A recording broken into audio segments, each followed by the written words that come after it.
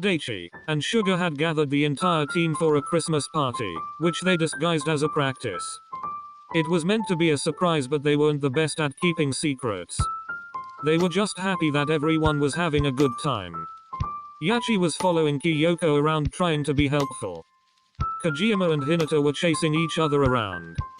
Tsukishima and Yamaguchi were standing against the wall watching them and snickering. Tanaka and Nishinoya were on the sidelines cheering them on, occasionally joining in on their antics, while Asahi was trying to calm them down. It sure was a sight to see, and it would seem unnaturally chaotic to anyone who didn't experience being with this team 24/7.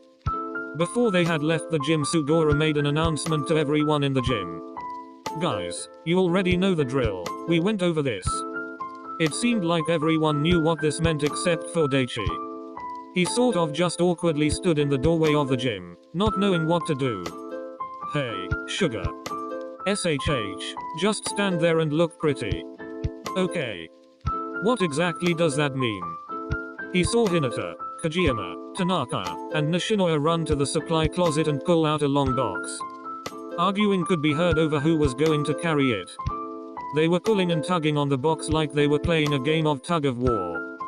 Thankfully, Kyoko went over and grabbed the box from them, and walked toward Sugar and Daichi. Sugora let out a breath he didn't realize he was holding. He held out his hands, proudly taking the box from her.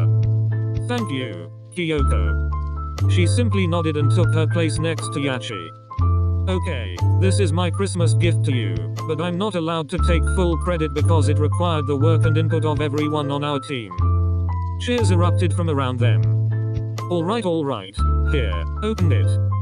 Daichi took the box and opened it, to reveal a row of pins that had each of his teammates' names and numbers on it, in their own handwriting. Well, guys, I don't know what to say. You can start by saying thank you to Nishinoya, he's the one that thought of the handwriting idea. Nishinoya puffed out his chest proudly and nodded enthusiastically. Daichi said thank you to the entire team and it was time to say their goodbyes, but before they could finish, Kageyama and Hinata had taken off in a race to Yuke's store. Those two are always up to something. Let's just hope they make it home safe. They turned away and started walking home. Thank you for the gift, Sugar, I really appreciated it. Why are you thanking me? I told you it was. Because I know that you are the one that really put it all together. You would be correct. Consider it an early Christmas present. Does this mean I don't have to get you anything? I never said you had to. Just consider this one payment for the many things that you've done for me since we've met. Ah, that's sweet. I try. Daichi reached down and grabbed his hand, intertwining their fingers. Merry Christmas, Sugar. Merry Christmas, Daichi.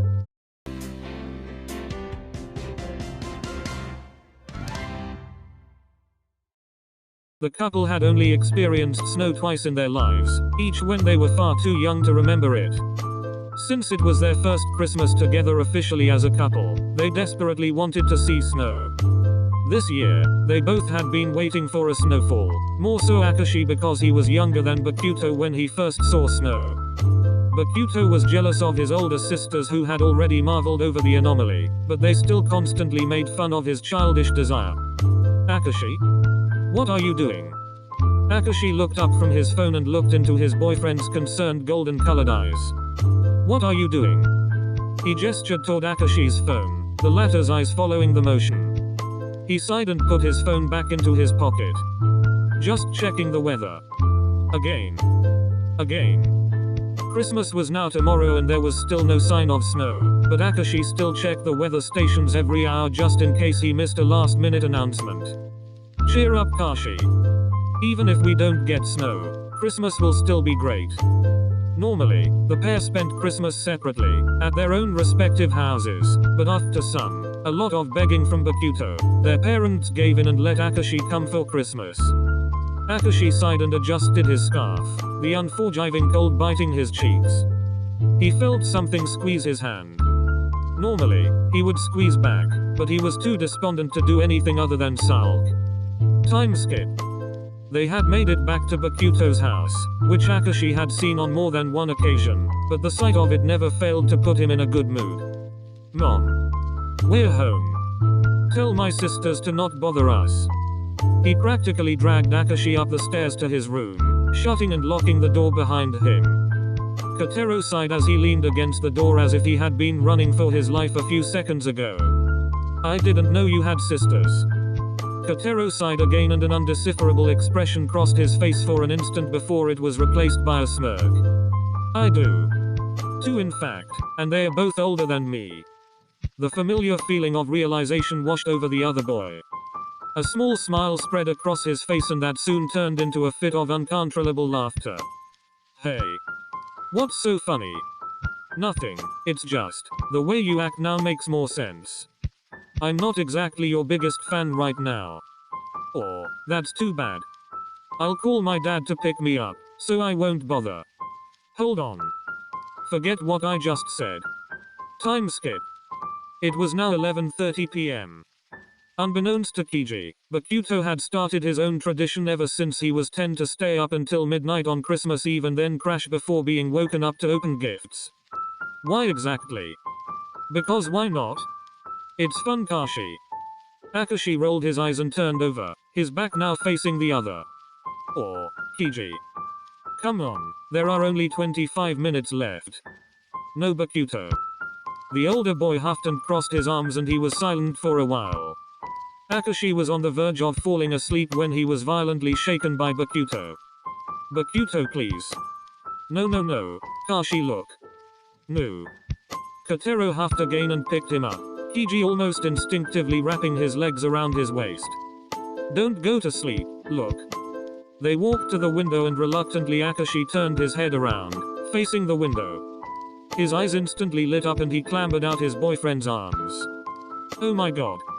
It's snowing, Kiji. Akashi was in awe. It was so pretty and white, but he knew that it was cold to the touch. The contrast amazed him every time he thought about it. Touch. He wanted to touch it. He made quick work of unlocking and pushing open the window. Akashi, wait. There was no stopping him now. Once he got the window opened, he stuck both of his hands out, watching the fallen snow melt into his hands, and immediately be replaced by pure snowflakes. Bakuto came up behind him and looked over his shoulder and stuck his whole arm out, laughing at the way the cold snow fell on his arms. They stayed like that until neither one of them could feel their hands or arms. Just like Kotaro's plan, they crashed before they were inevitably woken up by his sisters, practically rolling their younger brother out of bed, while Akashi simply watched. The rest of the day carried on as normal as possible for the Bakuto household. As chaotic as it was, Akashi had to admit that it was the best Christmas he had had in a while.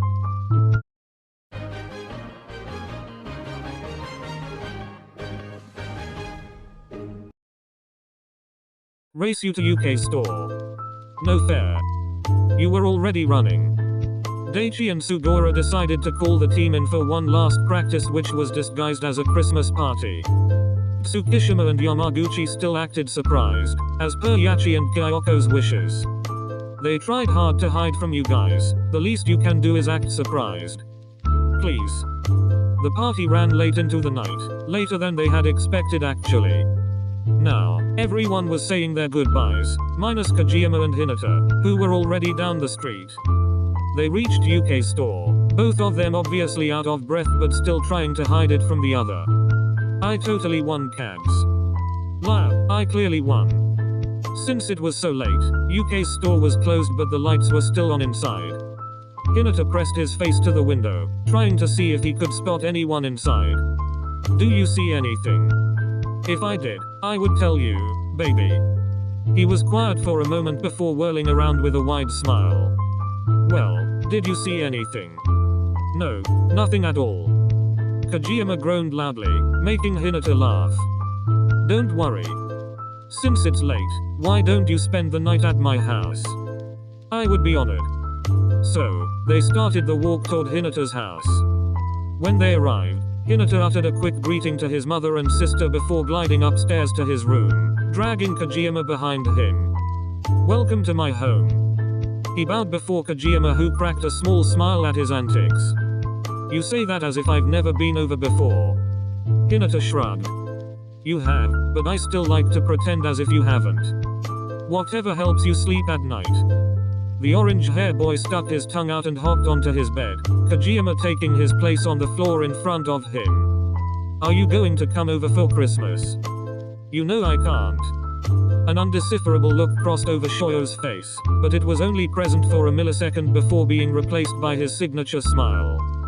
He tried to hide it, but it was too late as Kageyama had already seen it. They had already had this conversation. Tobio's parents literally refused to their kids out of their sight on Christmas Day. As much as he and his sister protested, they wouldn't even listen. "It's okay, don't worry, I have something planned for Christmas Eve." "Oh. I've already told you about this, remember?" "I do, but would you be so kind as to remind me?" Hinata rolled his eyes and sighed, annoyed that his boyfriend had already forgotten. "We're going to give each other our gifts on Christmas Eve. Since we can't see each other on Christmas. Once the clock strikes midnight, we'll exchange gifts." "Oh yeah. I knew that." "Sure. Are you calling me a liar?" "Me? No, never." Kageyama stood up from his place on the floor, and tackled Hinata onto the bed, tickling him all over. "Kag, stop. Say you're sorry." Alright, I'm sorry." Time skip. Today was Christmas Eve and Kageyama still had no gift for their gift exchange in a few hours. Thoughts on what to get other boy filled his head every second of every day, and it was stressing him out. He even asked his sister what he should get him. Now, he was walking around a nearby shopping center looking around to see if something, anything, would catch his eye. Time flew by, and before he knew it, it was almost time to exchange gifts. It was 11:30 and he still had to make it to their meetup spot. He ran into the park, coming to a slippery stop in front of Hinata, who was holding a box in front of him. "Ah, I almost thought you forgot." Tobio scoffed and walked closer to him. "You think so low of me, Shoyo? Never mind all of that, here's your gift." He held it out in front of him like a proud third grader. Kageyama opened the box, revealing a small royal blue volleyball charm with both of their names on it. "Do you like it?" "It's amazing. Thank you." "You're welcome." Kageyama pocketed the small box and looked up at Shoyo's face. He had a large smile on his face. The smile fell. "Did you forget?" His voice was barely above a whisper and his eyes were downcast. "I'm sore." "Don't even finish that sentence." He wrapped his arms around himself as if he was trying to block out the world itself. "I thought I could trust you to remember something so important." "Shoyo, look at me." Reluctantly he looked up and saw Kageyama holding two boxes, similar in size. Tobio held out his arm, a box in hand. "Here, open it." He complied and opened the box, exposing a ring with Kageyama's name and team number on it. "It's so pretty. Does yours say the same thing?" "Yeah, we can match." "I love it. Thank you so much." He leaped into the other's arms, burying his face into his shoulder. "And here you thought I was going to forget." Hinata pulled back, laughing. "I'll never underestimate you again."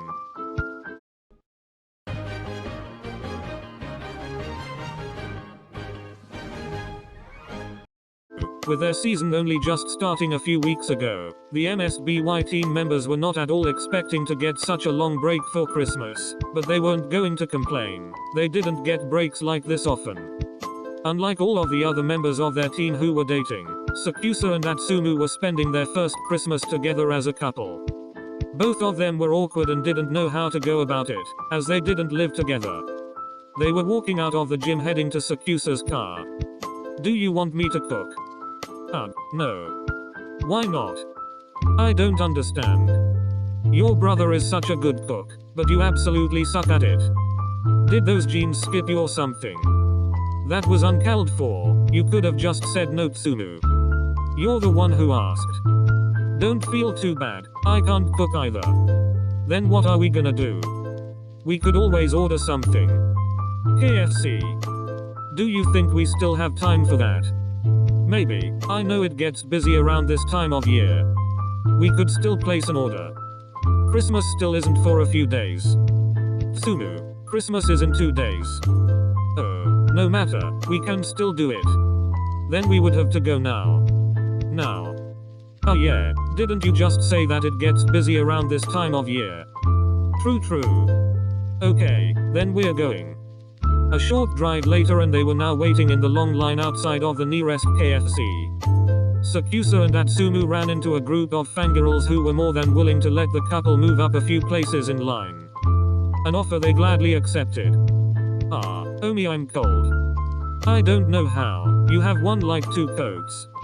I can still be cold. Fine. I'm not giving you my jacket though. I wasn't asking. No. Atsumu was already unzipping the other's jacket. He didn't want the jacket itself, he wanted something else. Once it was unzipped, he slid himself in and zipped the jacket up again. How am I supposed to walk? Even though Atsumu couldn't see his face, he could tell that he was smiling. I didn't think that far in advance. Clearly. They shared a laugh. It's not like we were moving much anyway. Still. Atsumu turned his head around and stuck his tongue out at the black-haired male. How childish. Time skip.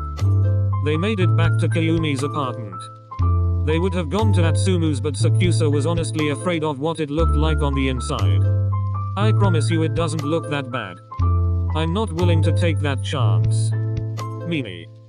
He shrugged off his coat and hung it up in the hallway, and he slipped off his shoes before following after his boyfriend. Sakusa laid down on the bed and motioned for the other to follow, which he did, laying his head down in his lap, arms wrapped around his waist. Is the chicken still going to be good 2 days from now? If it's kept in the refrigerator. And I have an air fryer so it won't taste weird from warming it in the microwave. Ah, you really think of everything. Only because you don't. He lifted his hand and began to play with the locks of blonde hair. You need to dye your hair again. I know, I haven't gotten around to it. Why not go back to your natural hair color? Nah, that's too boring. And that doesn't suit you now, does it? You know me so well, Omi-kun. Time skip. Christmas Day. They didn't end up waking up until later in the day, but there was no point in waking up early. Neither one of them was big on presents, so they didn't buy any for each other. They got up, and while Kayumi was more of a morning person, Atsumu was not. He groggily made his way around the apartment, sort of just following Sakusa's shadow. Tsumu, you gotta wake up. I am awake. Barely. He put the chicken on and told Atsumu to go find a movie or something for them to watch. Reluctantly, he followed orders and dragged himself to the couch, curling into the arm, scrolling through the TV guide. It was a sight to see, though quite amusing as well. Sakusa had never seen someone so hellbent on going back to sleep at almost 12 p.m. Tsumu, I got the food. Did you find something? No. Gimme that. He set the food down and snatched the remote away, almost immediately finding an old Christmas movie that he used to watch when he was little. Why was that so hard? A shrug was the only hint of response he got. He sighed before settling down next to him, Atsumu taking it as an invitation to lean his head on his shoulder. Sakusa hummed in response before becoming absorbed in the movie. When a commercial break came, he looked down at Atsumu, who was still awake, but with a familiar look in his eyes. What are you thinking about? How Osamu and Suna's Christmas is going? They've been together since high school. They probably have traditions set up already. I wish we had some. Don't feel too bad about it. This is only our first Christmas together. We'll figure it out. When he didn't get a response, he continued talking. Or, don't be sad, Atsumu. It's Christmas. You should be happy. I am now. Those 3 words made him feel warm outside. An unstoppable smile took over his features as he laid his head against the other's. I'm glad.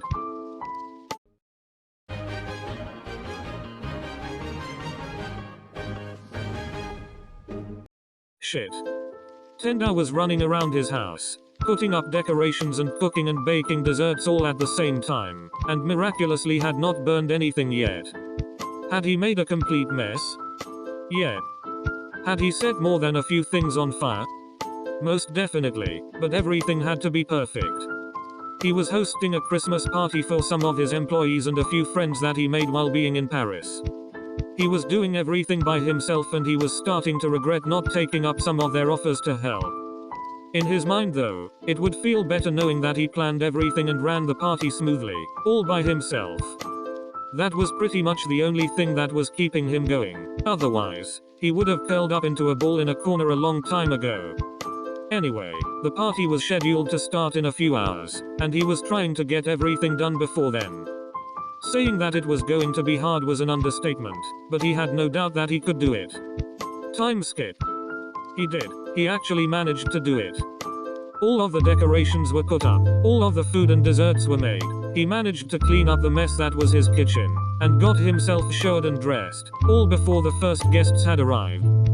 He was adjusting his clothes when he heard the doorbell ring. He let out a long sigh, mentally preparing himself before putting on his host smile and answering the door. Time skip. It was a few hours into the party and pretty much everyone had arrived, except for the one person he wanted to see. He knew that 𝚎𝚘𝚎 wasn't going to come. He hadn't asked him to, but it still hurt not seeing him here, not physically being with him. He sighed again before excusing himself from the conversation, saying he needed the bathroom. Instead of going to the bathroom, he went to his bedroom and locked the door behind him. He laid down on the bed and pulled out his phone to call 𝚎𝚘𝚎. He wasn't going to lie, he missed him. Hello. Hey, Ashi. Hey, Satori. What are you up to? Why are you up this late at night? Oh, I'm throwing a Christmas party. Is that what all this noise is? Tendo laughed. He assumed he was making a joke about how loud they were being, that he could hear them all the way where he was. Can you come outside? I'm looking up. This was a thing they had. One of them would go outside and say that they were looking at the moon because no matter how far away they were both always going to look at the same moon. It was cheesy and very cliché, but they still enjoyed doing it nonetheless. Tendo walked outside, phone in hand, and he saw 𝚎𝚎𝚎, in the flesh, right outside his door. Hey, Satori. He had a wide smile that etched itself into every one of his features. This wasn't the first time that he had pulled this stunt, showing up at his doorstep for a surprise visit, but Tendo still loved it. Well, aren't you going to invite me inside? Do you even have to ask? This is your house too. 𝚎𝚎𝚎 climbed up the stairs and placed a kiss on his lips before sliding past him and walking further into the house. Some of his employees who knew him were surprised to see him here. The couple spent the rest of the night pretty much attached at the hip, and they refused to let the other of his sight. At the end of the night, when everyone had gone home, 𝚎𝚎𝚎 caught Tendo underneath some mistletoe while he was cleaning up. He wrapped his arms around his waist and captured his lips in a kiss. Merry Christmas. Merry Christmas, darling.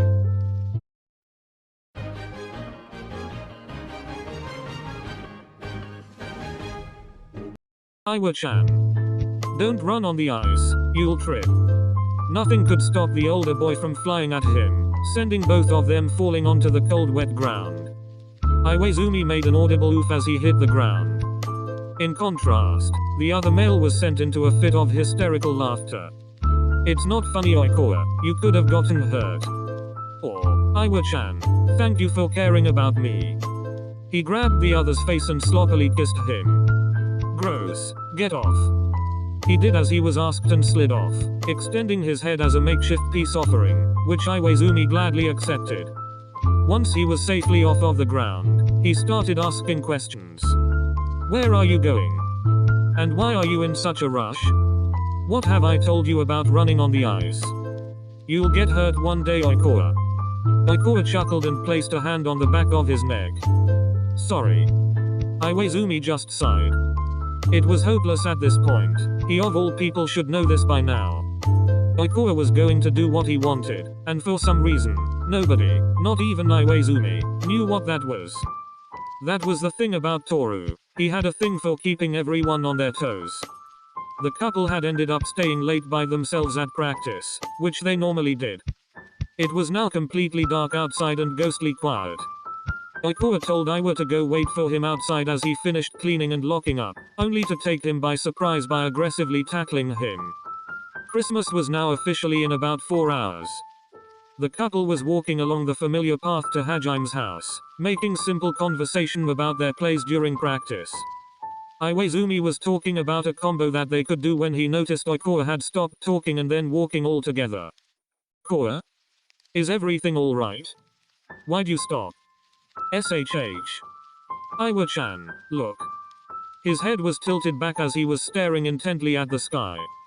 Iwaizumi decided to humor him and looked up, only to find a small flurry of snow falling from the sky above him. It was nothing to him. He had seen snow enough times in his life for the childlike wonder to wear off. Still, he couldn't help but marvel at the sight in front of him. Oikawa's fluffy brown hair was perfectly covered in snowflakes.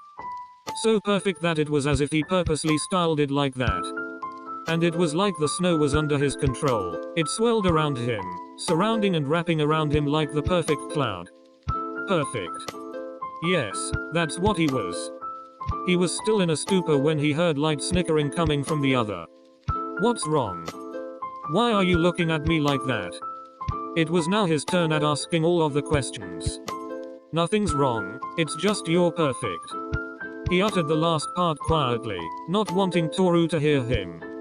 He felt his face heating up, but he somehow blamed it on the cold.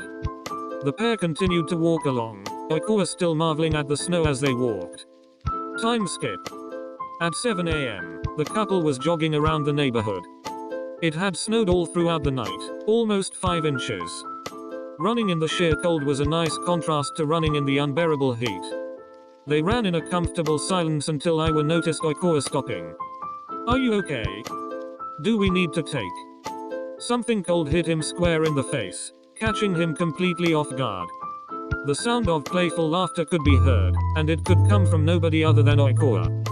On any other day, Iwaizumi would have pounded him into the ground, but today he was feeling a little bit playful. He picked up a handful of snow, molding it into a ball before hurling it at Oikawa. It hit him in the chest with a lot more force than he was expecting. That one actually stung a little. Well then, be prepared, these next ones are actually going to hurt. Is that a challenge, Iwa-chan? The pair spent the next 45 minutes pitching snowballs back and forth at each other. At the end of the hour, they collapsed on the ground next to each other, desperately gasping for air. I think I won. You won? No way, I totally beat you. Nah. They laid on the ground for a while, their chests rising and falling, almost in sync. Merry Christmas, Hajime. The younger boy smirked before sitting up to face the other. Merry Christmas, Toru.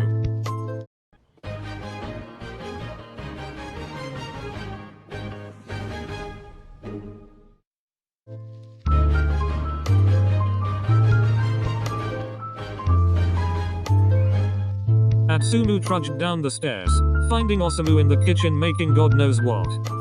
He sat down at the bar overlooking the kitchen and rested his chin on his arms. Got any plans for Christmas Eve? It was the day before Christmas Eve. Why do you wanna know? I was just asking. Can't I know what my dear brother is up to every now and then? No. Rude.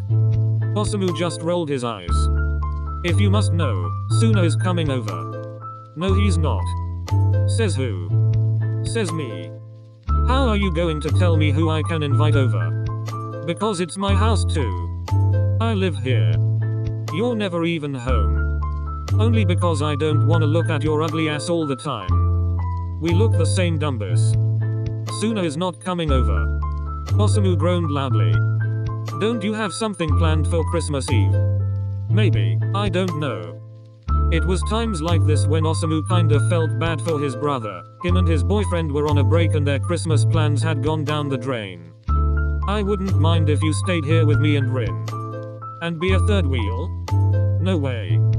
And it was times like this that Osamu regretted feeling anything other than hatred and annoyance toward his brother. Whatever, if you don't have any plans, just don't bother us. Trust me, I won't. He stood up and walked away, leaving Osamu alone again in the kitchen. Time skip. Osamu and Atsumu were having somewhat of a civil conversation in the kitchen, both of them in the kitchen, in the same positions as the day before. Their conversation was cut short by knocking at the front door. That's probably Suna. I think I'm just gonna go walk around. You guys can have the house to yourselves. I know, I'm just the best. Whatever. I'll be back in a few hours. Atsumu stood up and went to their room, while Osamu went to go answer the door. He opened the door revealing his boyfriend. Suna was standing with one of his hands in his pocket and the other holding his phone. He looked up and he had his signature smirk. Hey, babe. Hey, baby. He stepped forward, placing a kiss on Osamu's neck. Once they got inside, Atsumu came downstairs in a hurry and said a quick goodbye to his brother before leaving the house. Where is he off to? No clue. He didn't want to be in the house while you were here. Why not? He didn't want a third wheel. Oh. He was quiet for a moment before noticing the setup on the couch. What's all this? The couch was covered with a blanket and both of their favorite drinks and snacks. You don't have to thank me. I know I'm the best boyfriend. Don't flatter yourself too much, babe. Osamu sat down on the couch and he pulled Rintaro down with him. Suna sat down next to him, but he might as well have just sat on his lap instead. He leaned and curled up into his side, his head resting on his shoulder. What do you wanna watch first? What's in the lineup? Osamu ran down a list of movies, not at all of them being Christmas related. Some of them were even horror movies. Suna chose a horror movie. I should have known that you were going to pick this one. Suna laughed, and Osamu could feel the vibrations in his chest. Am I that predictable? No, I just know you too well. They were finishing their fourth movie and Osamu had fallen asleep twice already, and yes, Suna did take that opportunity to take pictures. He even made one of the pictures the wallpaper for his lock screen. They were both tangled up in the blankets and there were empty snack bags and crumbs everywhere. Osamu sat up and stretched, while he looked around the mess, dreading having to clean it up later. Do you want to watch some more? Or are you done? Do you know who I am? Suna stood up and walked toward their kitchen. On his way, he passed a window and stopped. Hey Samu, look. What is it? Osamu appeared at his side and to his surprise, it was snowing. I didn't know that it was going to snow today. Neither did I. Suna reached for Osamu's hand and led him outside. Babe, aren't you cold? Nah. They stood hand in hand watching small flurries of snow blow in front of them. Osamu and Suna walked around in the snow, Osamu occasionally twirling Rintaro around, the snow falling into his hair and around his face. Osamu had never seen him smile so much. He always wore the same bored expression and he rarely ever saw him smile. He was always smirking but he rarely cracked a smile. Osamu pulled Suna closer to his chest with his hands and kissed him. His lips and face were cold from being outside for so long but still soft. He always wondered how that worked. They broke away from the kiss and they were both breathing hard, their breath appearing before them. Merry Christmas, I love you.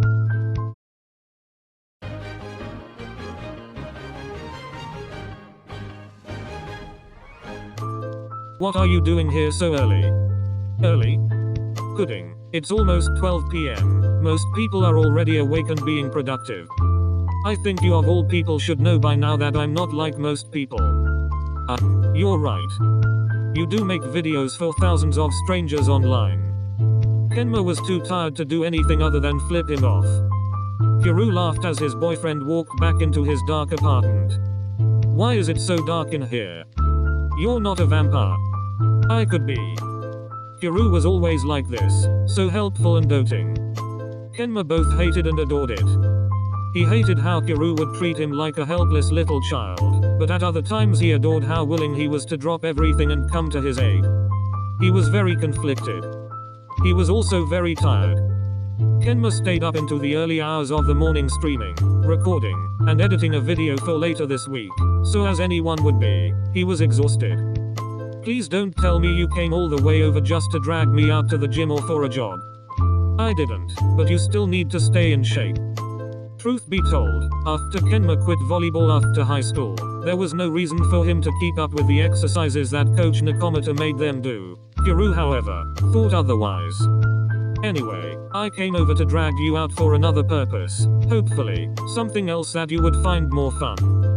Kenma was now all ears. Hit me. Well, if you would like to follow me over here. Kuroo walked over the big window in Kenma's living room, which provided most of the light in the house, which was currently being blocked by heavy curtains. Now, if you would take a look outside. He very dramatically pulled back the curtains, as if he was unveiling the top prize in a game show. Kenma cringed at the sudden display of bright light that was now bombarding his eyes. Kuroo. And if you would now open your eyes and take a look outside. Kenma blinked his eyes a few times, trying to adjust his eyes to new levels of brightness. Once his eyes adjusted, he stepped closer to the window and saw snow, a few inches of it actually, covering the ground outside. Kenma had only seen snow a few times in his life, but that was one of the childish things about him that never left him. He loved the snow. He looked over to Kuroo, who was wearing a goofy smile. Kuroo opened his mouth to say something, but before he could make a sound, Kenma moved away from the window, threw open the door, and ran outside. He stood outside in his oversized t-shirt, that was probably Kuroo's, and very loose sweatpants, and boy was he freezing his ass off, but that didn't matter, he didn't even notice.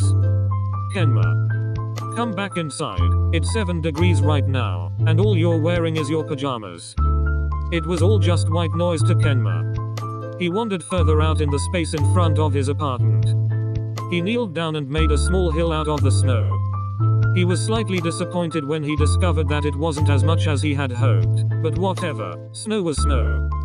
He could hear the sound of crunching footsteps behind him and felt the slight warmth of another's body heat. Kuroo. You're going to get sick, Kenma. The pudding hair boy took his little mound of snow and threw it into the air and closed his eyes, relishing the feeling of the cold on his face. He laid on his back with his eyes still closed. He could hear Kuroo sigh and lay down next to him. They stayed like that for a while, in comfortable silence while they were frozen to the bone. It wasn't until Kenma realized how cold it was, that Kenma decided that it was about time they went back inside. He was shivering and Kuroo wrapped him as many blankets as he could find. He also made both of them something warm to drink. Kenma was absolutely freezing and kind of tired, but he considered it worth it.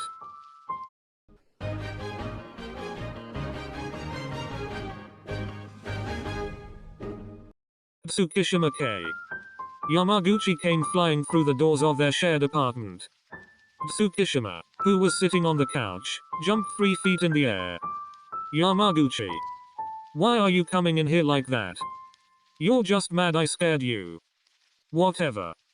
Yamaguchi ran over and jumped on the couch. Anyway, guess what I found?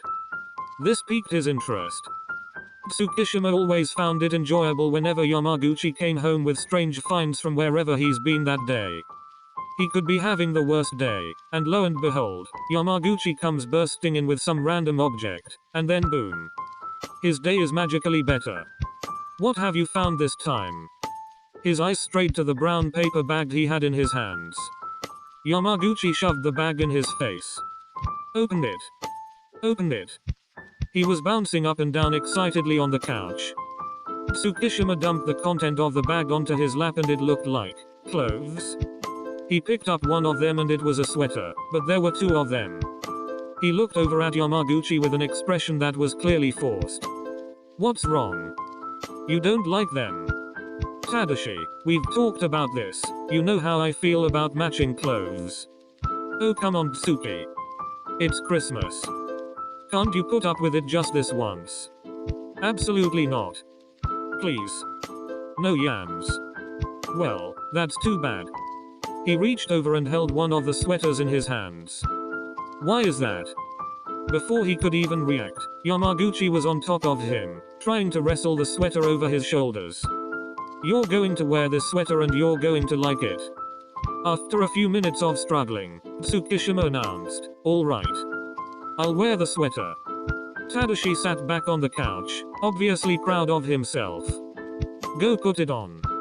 Tsukishima got up and made his way to their bedroom, defeated. While he was gone, Yamaguchi put on his own sweater and pulled out his phone, waiting for Tsukishima to come around the corner so he could start recording him. Tsukishima appeared from around the corner and Yamaguchi could not stop laughing. His boyfriend couldn't have looked more out of place. The sweater was maybe 1 or 2 sizes too small so the sleeves didn't cover his arms properly. It's not funny, Tadashi. Yamaguchi had to stop the recording altogether. He doubled over onto the couch in a fit of laughter. It took him a while to recompose himself, and when he did, he still had to wipe a few tears from his eyes and cheeks. Are you done now? Yes.